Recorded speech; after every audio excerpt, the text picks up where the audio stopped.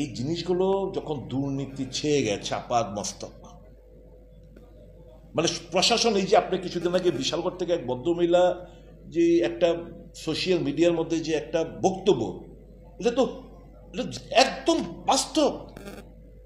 যারা মানুষ, যাদের জমিরা রয়েছে, যারা আপনি রেকর্ড রয়েছে, আপনার পর্চা রয়েছে, এবার আপনি জমি কিনে আপনি বাইরে পড়াশোনা করছেন কিংবা চাকরি করছেন, 15 বছর পরে দেখবেন আপনার জমি বিক্রি হয়ে গেছে, 10 বছর পরে এসে দেখবেন আপনার জমি বিক্রি হয়ে গেছে। এই তো হচ্ছে রাজ্যে।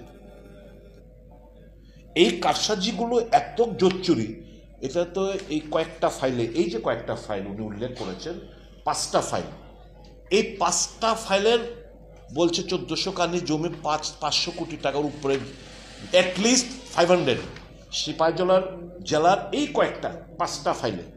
এবার সারা রাজ্যে ওয়েস্ট ত্রিপুরা সহ 59 থেকে শুরু করে প্রত্যেকটি দক্ষিণ সব মিলে এই বিশাল বড় স্ক্যাম, প্রায় আনুমানিক আমার যতটুকু আমি বুঝতে পেরেছি মিনিমাম 8-10 হাজার কোটি টাকার স্ক্যাম এই রাজ্যে ঘটছে।